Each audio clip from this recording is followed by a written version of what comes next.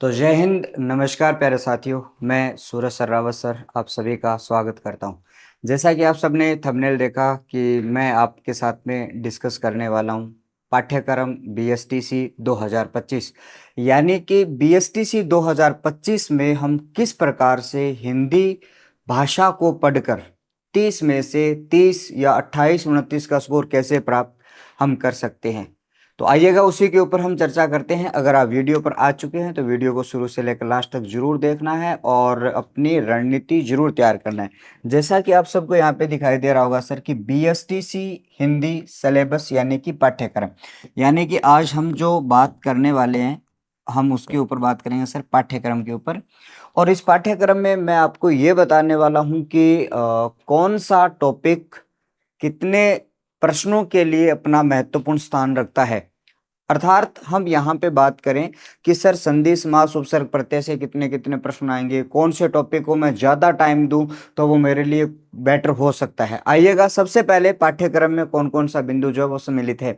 BSTC 2025 के बारे में अगर बात करूं तो सबसे पहले आपके सामने यहाँ पे जो बिंदु दिखाई दे रहे हैं, अब उसमें से अपने बात करें। सबसे पहला यहाँ पे बिंदु दिखाई दे रहा है सर शब्द ज्ञान यानी कि पर्यायवाची। अब पर्यायवाची वैसे अगर देखा जाए तो उसमें ये एक तरीके का पढ़ने वाला टॉपिक है, अर्थात इसको याद करना होता है। कैसे हम याद करें, बाकी हम प्रश्नों के माध्यम से बहुत ही शानदार तरीके से पर्यायवाची शब्दों के बारे में हम एग्जामिनर की तय तक हम जाने वाले हैं कि एग्जामिनर कहाँ से प्रश्न आपसे पूछने वाला है। उसके बाद में आपका लिखा हुआ है सर विलोम शब्द है और आपका युग्म शब्द है। ठीक है, युग्म शब्द आप जानते होंगे सर शब्दों का जोड़ा कैसे बनता है। जैसे कि मान लो आप सबको पता होगा कि आपके लिए एक शब्द आ गया सर दिन और दूसरा शब्द आ गया जी दीन। अब दिन और दीन में क्या अंतर है, और इसे ही शब्द युग्म कहा जाता है। युग्म का अर्थ होता है जोड़ा। तो जैसा कि मान लो आप सबके सामने दिन का अर्थ होता है साथियों दिवस यानी वार जिसमें हम जी रहे हैं, और आपके सामने दीन का मतलब होता है जी गरीब। अब ये शब्द युग्म है, यहां से भी आपके प्रश्न आते हैं। अब सर कौन से टॉपिक से कितने प्रश्न आते हैं उसके बारे में हम चर्चा यहाँ पे करेंगे। लेकिन उसके बाद में एक ऐसा टॉपिक जो आपके 3 प्रश्न आपको हल करवाता है, और इतना आसान टॉपिक है और इस लेवल तक हम इस टॉपिक को पढ़ने वाले हैं कि एग्जामिनर जिस सवाल को पूछने वाला है वो सवाल आपको यहाँ पे बोर्ड पे मिल जाएगा जब हम पढ़ेंगे, तो है ना। चलिएगा, अब हम यहाँ पे, अब मैं ये भी बात करूंगा कि आपका ये जो वाक्य विचार जो है इससे क्या क्या चीजें पूछी जाती है। वाक्य विचार में आपके वाक्य के जो अंग है वो आपसे पूछा जाता है। वाक्य विचार में वाक्य के जो अंग है, उसके साथ साथ में आप सबको यहाँ पे ध्यान में रख लेना साथियों, वाक्य के जो प्रकार आपके लिए होते हैं। और प्रकारों के बारे में अगर हम बात करें तो 2 तरीके से प्रकार पूछे जाते हैं। एक पूछा जाता है सर रचना बनावट के आधार पर जो वाक्य हैं वो किस प्रकार के होते हैं। दूसरा आपसे पूछा जाता है साथियों अर्थ के आधार पर जो वाक्य हैं वो आपके किस प्रकार के होते हैं। तो वाक्य के जो प्रकारों से प्रश्न आपके 2 प्रश्न बन जाते हैं, एक प्रश्न जो है वो वाक्य के अंग से आपका बनता है। ठीक है, तो अब यानी कि आपका जो शब्द ज्ञान है उसमें पर्यायवाची में से आपके 2 प्रश्न आने की संभावना रहती है। विलोम शब्द और शब्द युग्म के बारे में अगर मैं बात करूं तो आपके 4 प्रश्न जो है वो आने की संभावना रहती है। और वाक्य विचार जो है यहां से आपके 3 प्रश्न आपको कंफर्म देखने को मिलेंगे, कंफर्म आपको देखने को मिलेंगे। उसके बाद में आता है साथियों शुद्धिकरण, जिसमें शब्द शुद्धि आ जाती है और वाक्य शुद्धि आ जाती है। और उसके साथ में आपका लिखा हुआ है साथियों मुहावरे और लोकोक्तियां, ये आपका अलग बिंदु है और शुद्धिकरण वाला अलग बिंदु है। तो शुद्धिकरण वाला टॉपिक जो है उससे आपके वाक्य शुद्धि के बारे में बात करूं और शब्द शुद्धि के बारे में बात करूं तो यहां से भी आपके 4 प्रश्न आपके आएंगे, आने की संभावना रहती है। देखो कई बार एग्जामिनर किसी एक टॉपिक से ज्यादा प्रश्न ले लेता है, कई बार जो है वो एक टॉपिक से प्रश्न जो है वो आपके कम ले लेता है। अब देखो सर लोकोक्ति और मुहावरे कैसे याद करते हैं सर।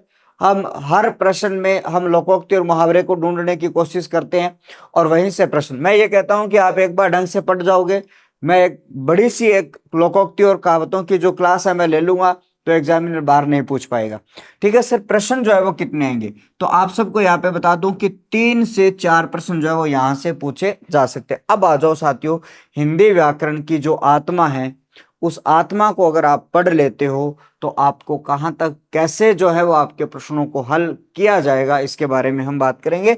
तो सबसे पहले आपके सामने यहाँ पे दिखाई दे रहा है सर संधि।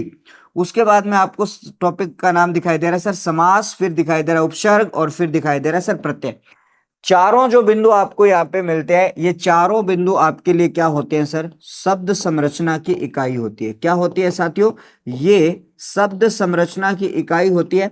और इस शब्द संरचना के बारे में अगर मैं बात करूं कि भाषा में जो भी शब्द आपका बनाया जाता है, जब हम बात करेंगे कि भाषा में जो भी आपका शब्द बनाया जाता है वो इन चार बिंदुओं से बनता है।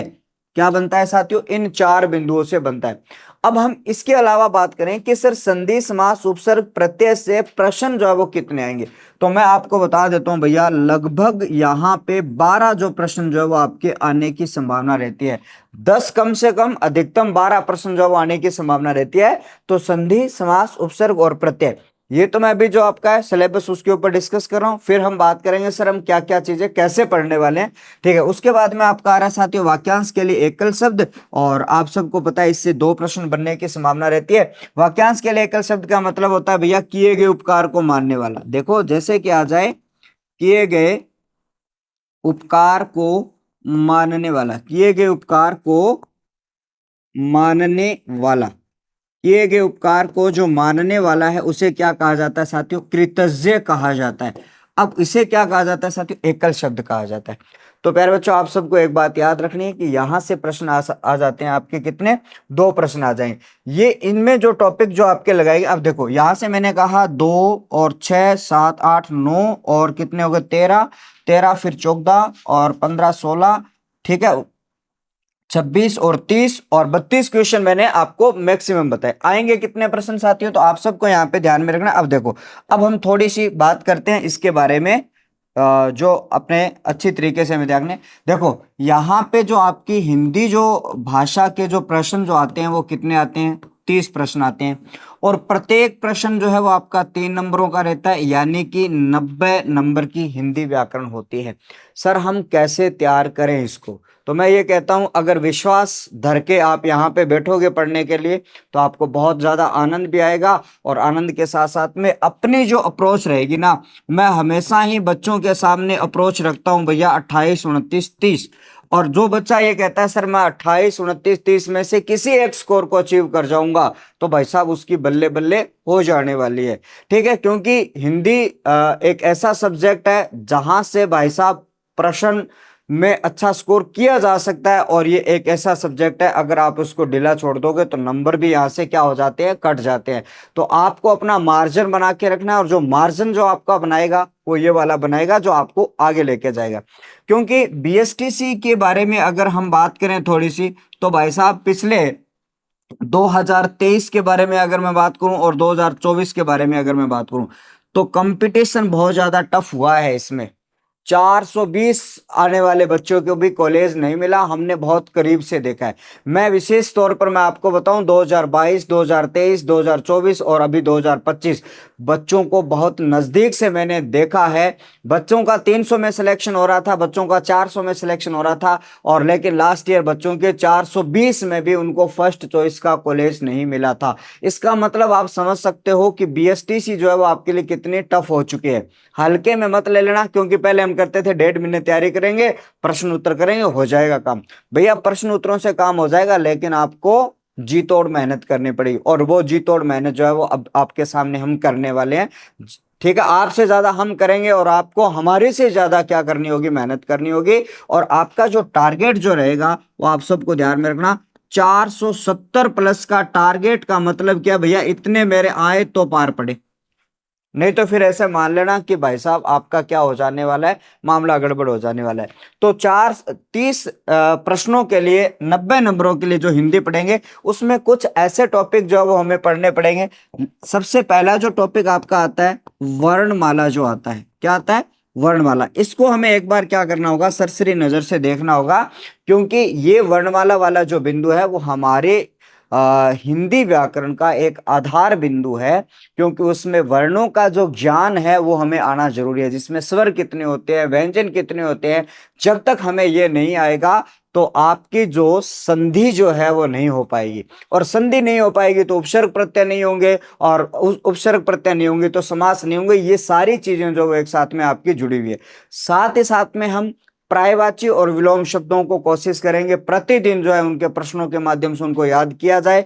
बेस्ट रणनीति तो यही रहती है पर्यायवाची विलोम एकल शब्द के लिए कि आप प्रतिदिन टारगेट बनाओ 10 पर्यायवाची, 10 विलोम, 10 शब्द युग्म, 10 वाक्यांश के लिए एक शब्द एकल शब्द है, उनको आप प्रतिदिन पढ़ो, रटो मत, उनको पढ़ो कि 10 आज मैंने ये पढ़ दिए, 10 आज मैंने ये पढ़ दिए, 10 आज मैंने ये पढ़ दिए। ये कंटिन्यू जब आप कर पाओगे तो ये आपका जो है वो बहुत ही शानदार तरीके से ये तैयार हो जाएगा। सब बच्चों का ना, सब बच्चों के बारे में अगर मैं बताऊं थोड़ा सा कि बच्चों का वीक पॉइंट जो होता है ना वो ये होता है, सबसे वीक पॉइंट होता है कि सर मुझे पर्यायवाची पढ़ने में बड़ी दिक्कत होती है, मेरे पर्यायवाची बहुत कम याद होते हैं, सर मुझे जो है ना वो विलोम शब्द है वो बहुत कम याद होते हैं, मुझे सर शब्द युग्म बहुत कम होते हैं, ठीक है याद। और दूसरी बात आपके लिए वाक्यांश वाले जो है वो आपके बहुत कम याद होते हैं, ठीक है। अब एक टॉपिक ये कैसे याद होंगे, मैंने ये बताया इनको जिस तरीके से हमारा खाने का जो रूटीन है ना,